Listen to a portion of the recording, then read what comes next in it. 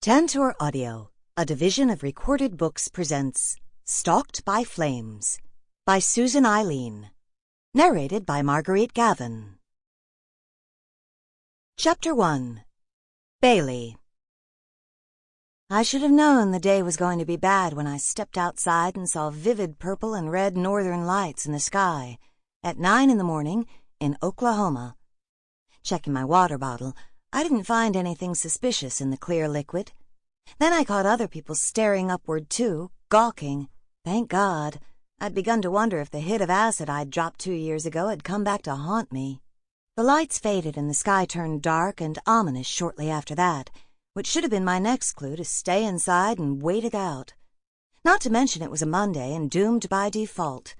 But I didn't. So I only had myself to blame when the clouds unleashed bucket loads of rain on me while I loaded all my personal possessions into the back seat of my truck. That wasn't the end of the troubles, though. Not even close.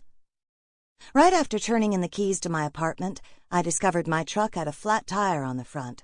Someone had slashed it, leaving the poor thing to look like an undercooked soufflé. I spent the rest of the morning at the shop getting it replaced. Then, right as I was about to escape Norman's city limits, my friend Trish called to remind me I hadn't turned in my library books yet.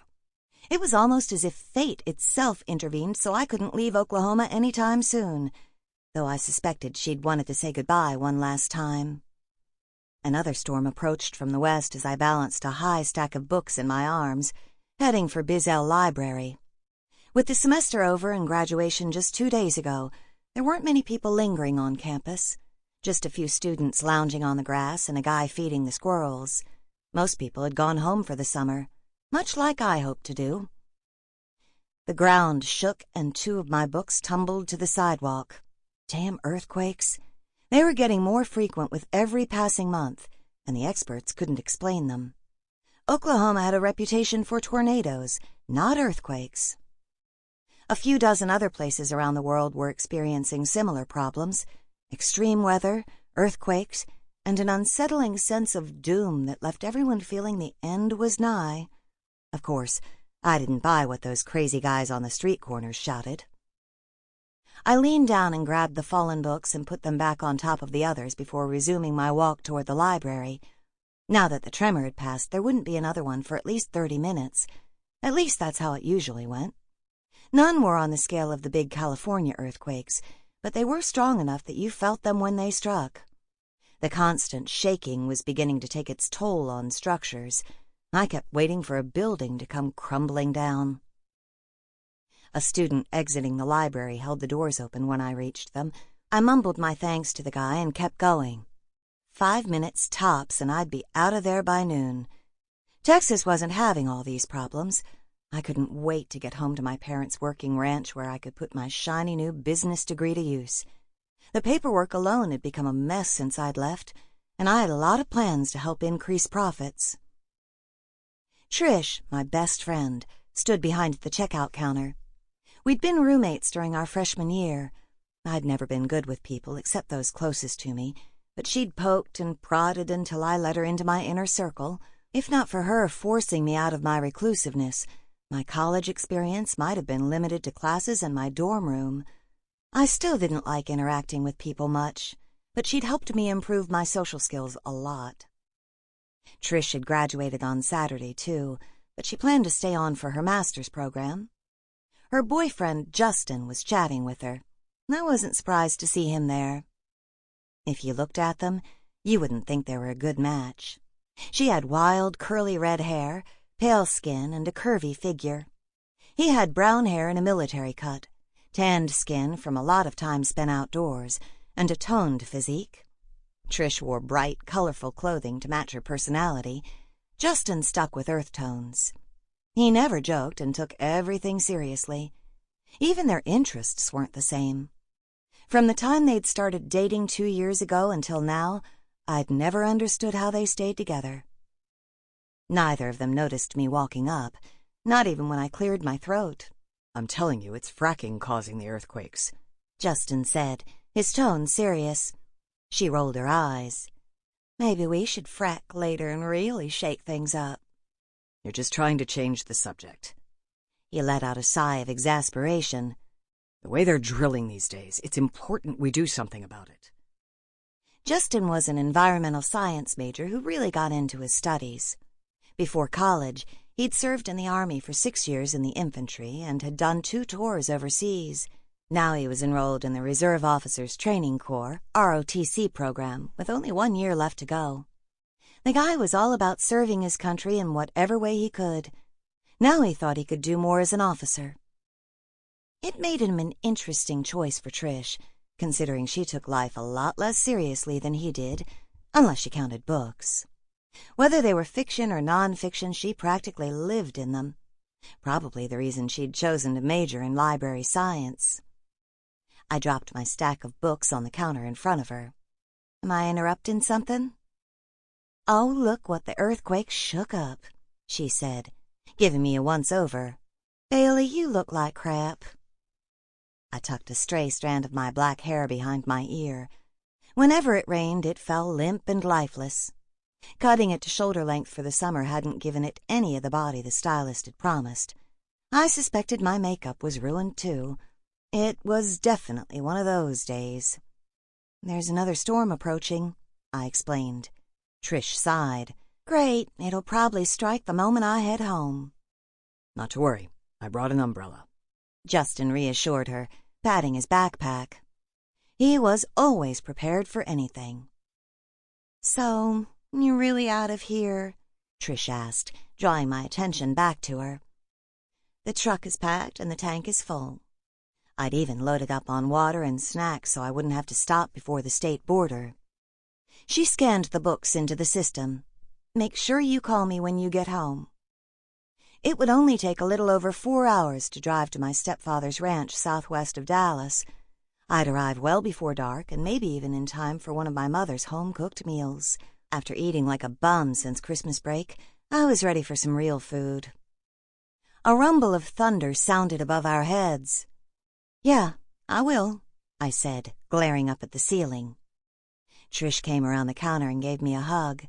I had to admit I was going to miss her and all the fun we'd had together in the last 4 years. We planned to meet again at the end of the summer, but that seemed a long time away. Too bad she couldn't come live on the ranch with me. I could use a buffer against my brothers.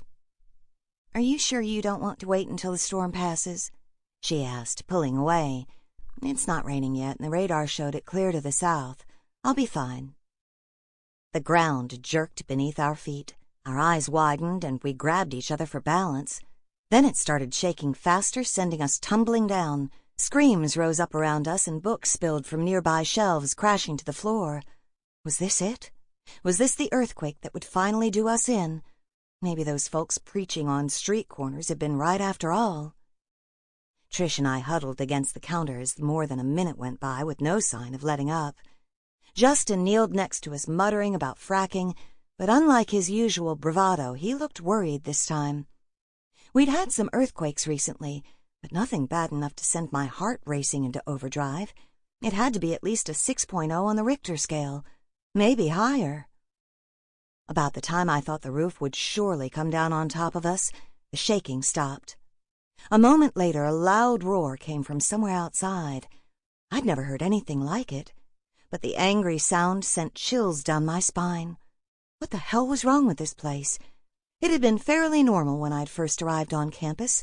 Now a day couldn't go by without something weird happening. I stood, dusting myself off.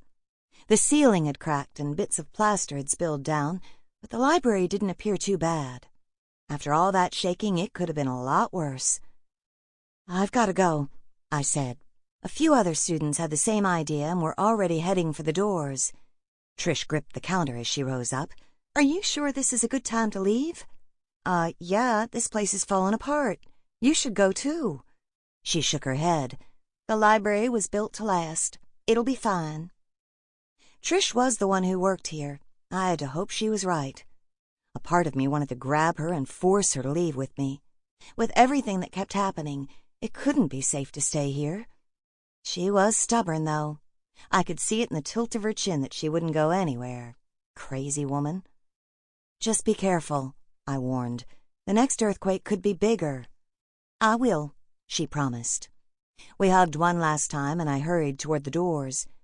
Outside, a cool blast of wind hit my face, and more thunder rumbled to the west. A handful of people were grouped together in front of the clock tower. I was in such a hurry to get to my truck, I didn't think anything of it until one of them pointed at the sky. "Holy shit! Is that for real?" a guy asked. I swung my head in the direction of the football stadium and nearly stumbled. Are those? I couldn't bring myself to finish. "Dragons," a young woman next to me breathed out. Her words were followed by the snapping of pictures from people's cell phones. I blinked, unable to believe it. Bright flashes of light lit the sky, and more of them appeared. They were fearsome green creatures with wingspans that could rival a small jet. I counted at least 10 of them flying in every direction. Several of us moved closer to the bike racks to get a better view as one swooped low, heading for Owen Field. There wouldn't be any football games today, but the university bookstore was in the stadium. Students starting summer classes today would likely be going by there. One of the dragons paused midair and flapped his leathery wings as he stared at something below. His jaws opened wide, and he let out a stream of fire aimed toward the ground. Another school building blocked our view of what he targeted, but terrified screams erupted from that direction. They cut off abruptly a moment later. My stomach twisted. Had he just killed them? Had I stood there and watched as helpless people burned to death? None of this should have been real. Dragons didn't exist. I felt a measure of relief when a group of people came running from that direction. Maybe most of them had escaped the flames. "Look! Another one is coming this way!" someone yelled. I jerked my head to the right. Just beyond Nielsen Hall, another green dragon flew straight toward us. His massive hind legs stretched out and his claws caught on the roof's edge, wrenching it apart. Bricks and mortar crashed to the ground. The dragon was less than 200 feet away and coming toward us fast. "Get out of here!" I screamed. By this time there were about a dozen of us who'd gathered by the bike racks. People ran in every direction. I pivoted on my heels and almost tripped over a young woman sprawled on the ground.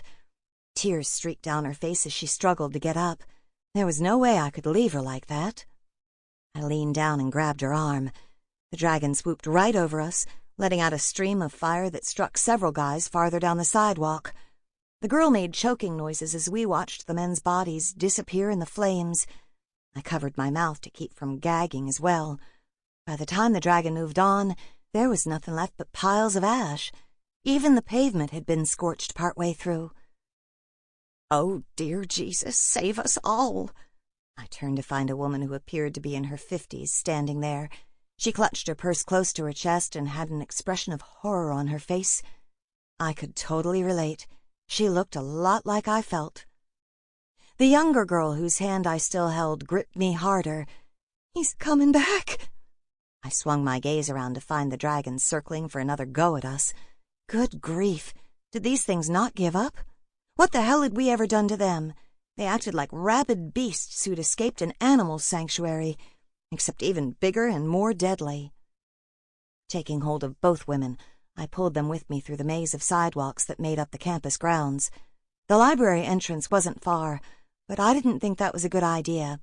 The dragon knocked pieces of one building down with only its claws, and its fire could burn through cement. Who knew what it would do if it saw us going in there? Trish was inside. I couldn't bring the danger to her if I could help it. I headed around the library to where the path narrowed between buildings. It would make it harder for the dragon to follow with his massive wingspan, but he was closing in too fast. With every beat of his wings, the air stirred around us.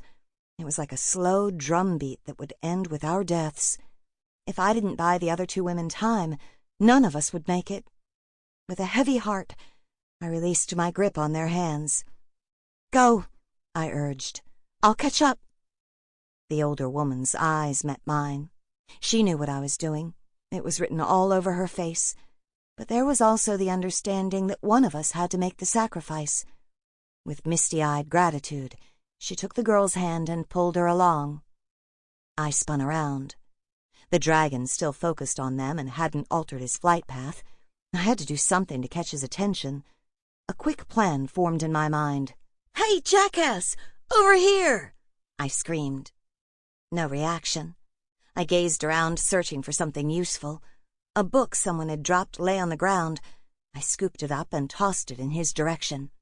It went high enough to reach his line of sight before fluttering down about 100 feet from him. His beady red eyes narrowed on me. He swooped lower and headed my way. I screamed and flailed my arms at him one more time for good measure, pushing back my rising fear, then dashed for one of the pillars that ran alongside the library.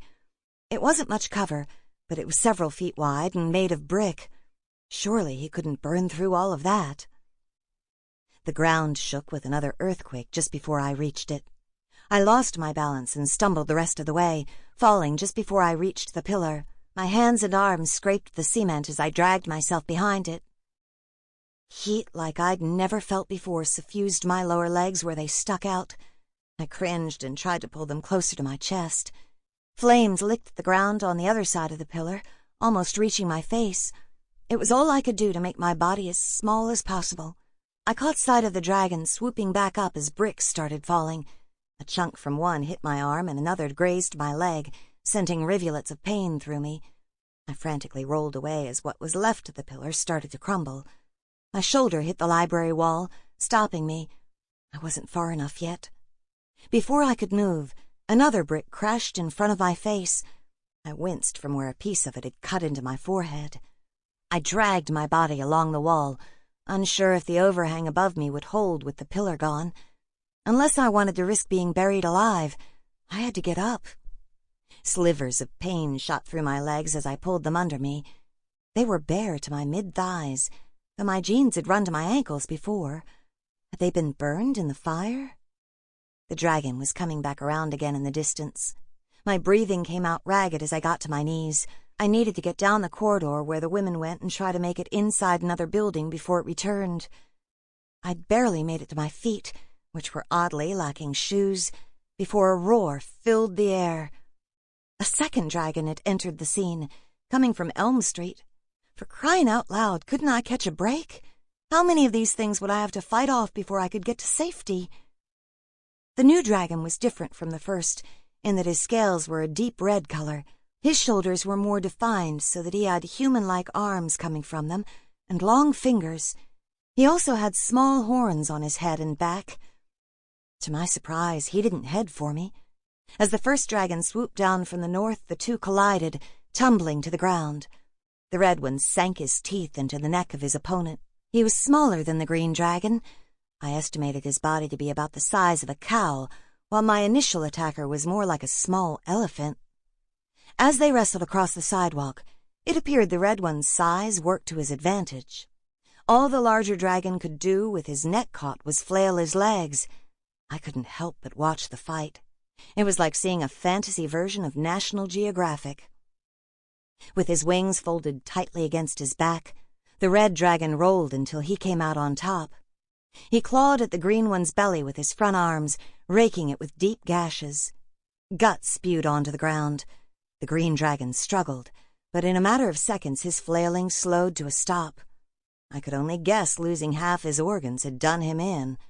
His legs fell to his side, and his head slumped. The winner unlatched his teeth and climbed off his opponent. Then he turned, swinging his red tail around. I discovered another difference between him and the green dragon when his gaze met mine. This one had yellow eyes, and they showed signs of intelligence I hadn't seen in the other creature, as if I was looking at a human inside an animal's body. He was assessing me, rather than just leaping in for the kill. My back hit the library wall. Searching to my left and right, I couldn't find an easy path away from him. How was I going to get myself out of this? He was going to act any second. Chapter 2. Bailey. The dragon stomped toward me on all four legs, steam puffing from his nostrils. His nose was as big as both my fists put together. I grabbed a brick off the ground and clutched it in my hand. Maybe I should have tried to run. A normal person would have. But being attacked by dragons had spiked my adrenaline. Whenever that happened, it was as if another side of me took over. I became someone who fought and stood her ground. More than once my stepfather had marveled at my ability to compartmentalize fear and think clearly when in danger. My mother hated it. She feared it would get me hurt or killed someday. I grew up on a ranch outside of Dallas where we had a lot of land. When I was 10 years old, I decided to go out fishing by myself. Along the path to a nearby pond, I stumbled across a rattlesnake. Most people would have run screaming, especially a girl my age. I chucked a heavy tackle box at the thing. That didn't kill it, of course, but it immobilized the snake's body long enough for me to beat it to death with my fishing pole. That's how my stepfather had found me, hovering over a mangled snake and pondering whether to get my tackle box back. It had blood and guts all over it. Killing a poisonous snake was one thing, touching icky stuff was another. Now I had an honest-to-God dragon coming at me, and once again I refused to panic. I needed to weigh my options. With my back against a wall, there was nowhere to go before he'd reach me, but there had to be a way out of this mess. Did the dragon have a weakness I could exploit? Something to buy me time until I could get to a safe place? I glanced at my brick. It was all I had. A heat-seeking missile would have been preferable, but no one had told me we were about to get invaded by mythical beasts, so I didn't have one on hand. I looked up at the sky and wished a bolt of lightning would strike my opponent. The storm wasn't close enough to make that a possibility yet. Not that I'd get that lucky. The red-scaled dragon lumbered closer, less than 10 feet away. His gaze still didn't show any signs of wildness or rage in it. The tilting of his head made me think he was curious more than anything. It's what stayed my hand as he lowered his head to sniff at my legs. The heat emanating from his breath warmed the skin on my calves. I stared down and noted once again that my jeans had been burned off to my upper thighs. The sandals I'd been wearing earlier were missing too. How had I lost half my clothes? There weren't any signs of burns, only scratches and bruises. The dragon inspected all of this as his head inched upward. His hot nose tickled the skin of my thighs, and he let out a puff of steam near my crotch. Okay, that was just a little too uncomfortable. I smacked his nose. Back off! He shook his head and let out a snort, then reared onto his hind legs. Flames licked up his body, consuming him. Standing only 3 feet away, there was no escape from the heat. I scrambled along the wall sideways, putting as much distance between us as I could. What had just happened? Did smacking dragons in the nose trigger some weird reaction? The flames narrowed and became brighter. Then a dark shape emerged within them that had me tripping over my own feet to get away. It looked demonic, like something straight out of hell. There was standing my ground, and then there was being stupid. I spun on my heels and took off down the sidewalk that lay between the library and the building next to it. A growl echoed down the corridor, a really angry one. I passed by bushes and benches that provided no cover from a menacing dragon and kept going. There were plenty of paths to take up ahead if I could just get past the library. The damned building seemed to extend forever. Through the racing of my heart, I caught heavy footsteps behind me. They didn't clomp the same way as the dragon's, and sounded more like boots on pavement. Glancing back, I saw a man with feral yellow eyes wearing strange clothing. The red dragon was nowhere to be seen. Shivers raced down my spine as I realized this guy's attention was focused solely on me, and he was racing toward me fast. Where had he come from? I gripped the brick in my hand, amazed I still had it, and slowed down. It took a couple of deep breaths for me to find my calm place. All the while, the boot steps came closer. When the man couldn't have been more than a stride away, I spun around with my arm held high. I launched the brick at his face, but he jerked his head to the side at the last moment. It grazed his chin instead. My momentum kept me going into a spiral I couldn't recover from before the ground came rising up. The brick slipped from my grasp as I crashed into the ground. Damn, I should have planned that better. The man flipped me over and straddled my waist with his thighs, using his weight to keep me down. Get off! I tried to shove him away. Hold still, he commanded. I punched him and slapped at him to no avail. He blocked every move I made. No! He grabbed my wrists, forcing them to my sides. I'm not going to harm you, he said, enunciating each word slowly. There was no getting myself free. The man himself wasn't overly large, but he had solid definition in his muscles that he used to keep me pinned in place. His form was lithe, and he looked like he could move fast and strike hard. Had I just gotten myself into even deeper trouble than with the dragons? "What do you want?" I asked through clenched teeth. He had short black hair, olive skin, and yellow eyes that slit like a cat's. I shuddered. His appearance both attracted and repelled me. He wore tight-fitting black pants and a matching vest. I didn't recognize the material, but it seemed sort of like leather, except the texture was rougher where it rubbed against my skin. There were no buttons or zippers, only laces. to talk to you. He spoke slowly again, as if he was testing the words. His tone was deep and guttural. There was a distinctive accent in his voice I couldn't place. I studied him, finding no hint of malice. "Why?" One corner of his lips curled up. You are brave, for a human. Romanian? His accent sounded sort of like that. Wait, did he say human? Like he wasn't one? I narrowed my gaze to study his features more closely. He had thick brows, a long nose, and sharp cheekbones that all appeared normal enough. It was only his eyes that stood out as different, animalistic.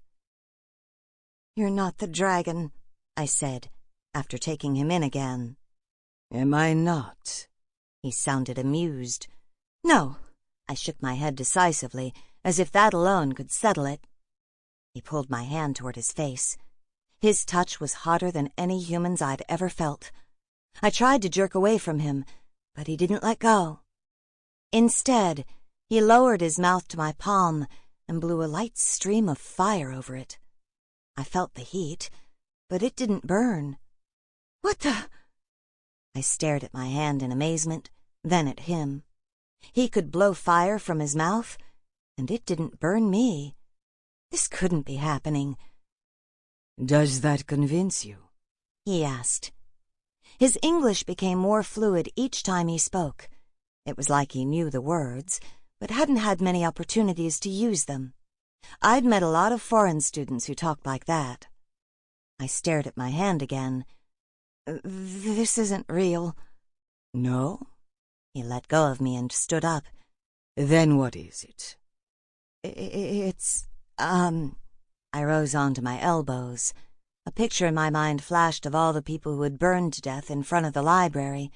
That had been real. As real as all the cuts and scrapes that pained me now. There was no need to pinch myself to check if I was dreaming. But how had I escaped being burned like the other people? First my legs had escaped the flames, minus my pants and shoes, and now my palm. The guy reached a hand down toward me. I am called Aiden. And you are? I stared up at him. Every instinct cried out that I couldn't trust him, but I also recognized he hadn't killed me. He certainly could have if he'd wanted. Instead, he claimed he didn't want to hurt me. A glimpse at the sky revealed dragons flying in the distance, a lot of green ones. Whether this was real or a dream, I'd play along with it for the moment. "I'm Bailey." As soon as my hand met his, he pulled me up to my feet. You are smaller than I expected, he observed, running his gaze up and down my body. Almost puny. I jerked my hand from his. "Did you know you have eyes like a snake? I've killed snakes." Good. He squeezed my bicep as if testing its strength. Perhaps there is hope for you. Hope? What's that supposed to mean? He gave me an odd look. You do not burn. I got that. I glanced at my palm again, still surprised to find it whole. So? I have enemies, worse than humans, he replied, as if that explained everything. I'm still not getting it. He nodded toward the sky. Those are not my friends. once. Was that why he'd attacked the green dragon? Was there some sort of rivalry? Sample complete. Ready to continue?